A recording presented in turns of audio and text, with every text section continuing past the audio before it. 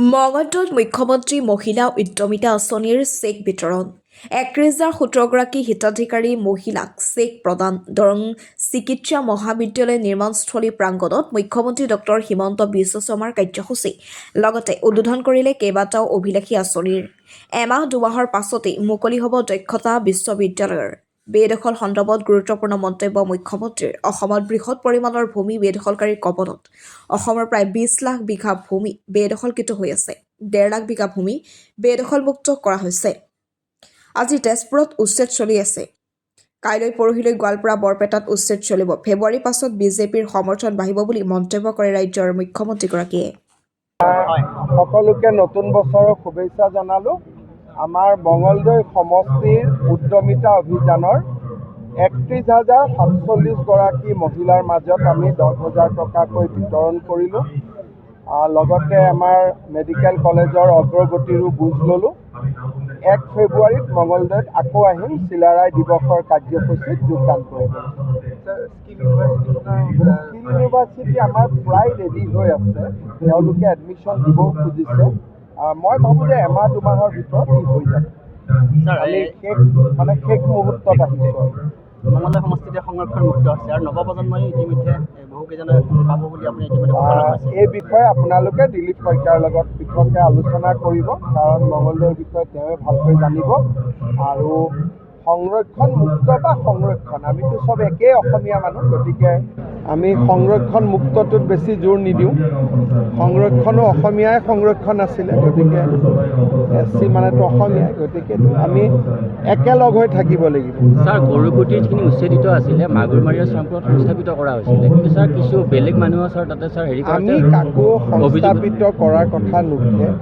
চৰকাৰী মাটি আমি কাকো আবণ্টনো দিয়া নাই গৰুখুটিৰ পৰা আমি উচ্ছেদ কৰিছোঁ মানুহবিলাক চেডেলি ভেদেলি হৈছে কোনোবা ছয়গাঁৱৰ ফালেও গৈছে কোনোবা আঁতৰি গৈছে কোনোবা ২-৪টা দৰঙতো আহিছে য'ত বহিছে তাতোতো কোনো শান্তিৰ কথা নুঠে যেতিয়ালৈকে স্থায়ী মানুহ বুলি প্ৰমাণ নহয় ছাৰ ৩২টা বেলেগ মানুহে মানে হেৰিয়ে মই বিষয়টো নাজানো ইমান ভাল কৰি কিন্তু মোৰ এটাই কথা যে LACৰ ফালৰ পৰা আমি নাগৰিকত্ব সম্পূৰ্ণ প্ৰক্ৰিয়াটো নোহোৱাকৈ আমি কাকো মাটিৰ আবণ্টন দিব নোৱাৰোঁ নাগৰিকত্বটো চাই পেলাইহে আমি আবণ্টন দিব পাৰিম আৰু ছাৰ এটা প্ৰশ্ন চিপাঝাৰত ছাৰ AGPয়ে এবাৰ ছাৰ হেৰি কৰি আছে বহুকেইটা সমষ্টিত AGPয়ে বিচাৰিছে BJPও আছে বিষয়টো দলীয় পৰ্যায়ত লাহে লাহে আলোচনা আৰম্ভ হৈছে আৰু আমি সমাধান কৰি ল'ম কিন্তু এইটো ঠিক যে যিটো বস্তু মই বিচাৰিছোঁ সেইটো মই পামেই বুলি কথা নাই বিচাৰাত আপত্তি নাই কিন্তু বিচাৰা মতেতো সকলোকে দিব পৰা নাযাব সমষ্টিটো সেইকেইটাই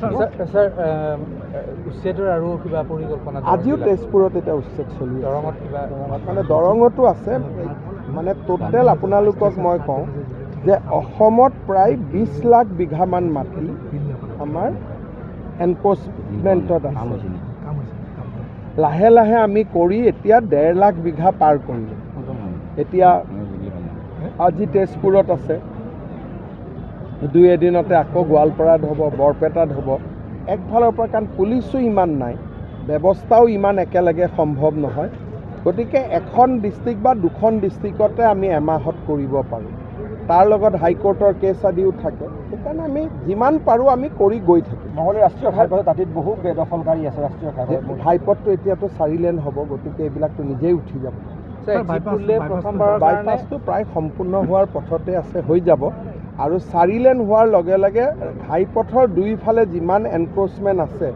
নিজে নিজে উঠি যাব এক্সিট পোলে এইবাৰ আপোনাৰ বিজেপি সভা দিছে গতিকে আপোনাৰ মতে আসনৰ সংখ্যা বাঢ়িব নে মই এইটো ক'ম যে আজিৰ দিনত এক্সিট পোলৰ বিষয়ে আলোচনা কৰাৰ সময় হোৱা নাই কিয় ধৰক এক্সিট পোলত দেখুৱাইছে বিজেপিয়ে ইমানখন পাব এতিয়া 3টা দলক চিট দিয়াৰ পিছত বিজেপিয়েনো কিমানত প্ৰতিদ্বন্দ্বিতা কৰিব সেই সংখ্যাটোতো আজিৰ দিনত কোনেও নাজানে আমিও নিজেও নাজানো সেইকাৰণে ই এটা প্ৰাৰম্ভিক ইণ্ডিকেশ্যন যে মানুহৰ মাইণ্ডটো কেনেকুৱা আছে ই এটা প্ৰাৰম্ভিক কিন্তু মই ভাবোঁ যে আসন বুজাবুজিৰ পিছত ফেব্ৰুৱাৰী মাহত পৰিৱেশটো আৰু স্পষ্ট হ'ব স্পষ্ট মানে কি হ'ব বিজেপিৰ ফালে সমৰ্থন আৰু বাঢ়িব কাৰণ আমাৰ কামো হৈ আছে আঁচনিও বাঢ়ি গৈ আছে লগে লগে বিভিন্ন ধৰণৰ কাম কেন্দ্ৰীয় চৰকাৰ ৰাজ্য চৰকাৰে কৰি গৈ আছে।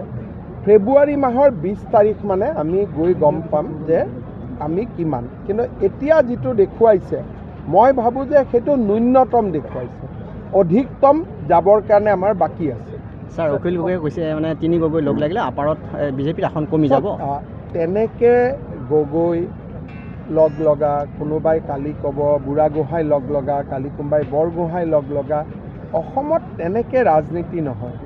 মহাপুৰুষ শ্ৰীমন্ত শংকৰদেৱে সমতাৰ ভিত্তিত ইয়াত এখন সম্পূৰ্ণ বেলেগ সমাজ গঢ়ি থৈ গৈছে। চাওলুং চুকাফা, শ্ৰীমন্ত শংকৰদেৱ, তেওঁলোকে অসমত উপাধিৰ মতে কিবা হ'ব সেই ৰাজনীতি 500 বছৰ আগতেই বন্ধ কৰি থৈ গৈছে।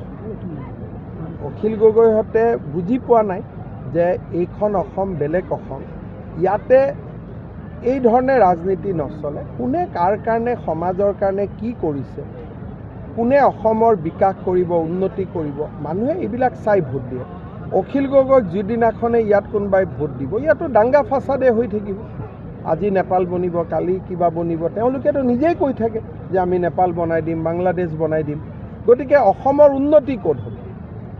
এইটো তেওঁলোকে নিজেই কোৱা কথা যে নেপাল কৰি দিম, বাংলাদেশ কৰি দিম, তাৰমানে ইয়াত একো নহ'ব। ৰাইজেতো এইখিনি কথা বুজি পায়। চিন্তাবোৰ কমি গ'ল নে? মোক সুধি আছে যে এইটো গুচাই দিব পাৰি নে নাই? মই বোলো ঠিক আছে, এইটো গুচাই দিম, খালি বিজেপিৰ চৰকাৰখন এবাৰ লৈ আহক। বিজেপিক ভোট দিব নে নিদিয়ে? পাক্কা দিব। বিজেপিৰ চৰকাৰ আহিলে এইবাৰ দালিটোও ফ্ৰী দি দিম, চেনিটোও ফ্ৰী দি দিম, নিমখটোও ফ্ৰী দি দিম। একো নিদিলেও ভোট দিব নে নিদিব? গতিকে ভোটৰ কথাটো ইয়াত অহা নাই। ভাৰতৰ ভিতৰতে সৰ্বশ্ৰেষ্ঠ ৰাজ্য হ'ব লাগে। কেনেকে হ'ব? যদি গ্ৰাম্য অৰ্থনীতি সুদৃঢ় নহয়, অসমে কেতিয়াও আমি সৰ্বশ্ৰেষ্ঠ ৰাজ্য হ'ব নোৱাৰো। কল্যাণী ডেকা কুকুৰা মাংস, কণী, মুৰ্গী, মাছ, কেঁচু খাৰ, কাঠফুলা আৰু ধানৰ খেতি কৰি মাহত 16,000 টকা উপাৰ্জন কৰে। বছৰত কিমান? 1,92,000 টকা। এইগৰাকী মহিলা কোন নহয়? গুৱাহাটীৰ নহয়, আপোনালোকৰ দহা চুবুৰী গাঁৱৰ মঙলদৈ বিধানসভা সমষ্টি। তাৰপিছত আমাৰ ইয়াতে কানগুজি গাঁও আছে, মামনি বিশ্বাসে বাঁহেৰে বিভিন্ন বস্তু প্ৰস্তুত কৰি মাহত 26,000 টকাকৈ উপাৰ্জন কৰে আৰু বছৰত 3,12,000 টকা উপাৰ্জন কৰে। মঙলদৈতে এনেকুৱা মহিলা 1,000তকৈ বেছি আছে। আৰু গোটেই অসমত কিমান আছে? 8 লাখ।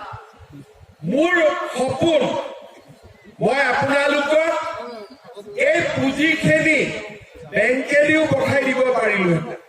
মই কিয় চেক দিছো? যাতে আপোনালোকক মিটিং এখনত মই লগ পাওঁ আৰু আপোনালোকক মই বুজাব পাৰো যে চৰকাৰে হিতাধিকাৰীৰ কাৰণে টকা দিয়া নাই, চৰকাৰে ভোটৰ কাৰণে টকা দিয়া নাই, চৰকাৰে অসমৰ মহিলাক নিজৰ ভৰিৰ ওপৰত নিজে থিয় হ'বৰ কাৰণে এই আঁচনি আৰম্ভ কৰিছে। আৰু সেইকাৰণে আজি আমাৰ এই আঁচনিখন দেশৰ বিভিন্ন ৰাজ্যই লৈছে আৰু অসমৰ এই নীতিক আজি দেশৰ বাকী ৰাজ্যইও বিচাৰি লৈছে। যিকোনো খবৰ আৰু বিজ্ঞাপনৰ বাবে যোগাযোগ কৰক 7896121996।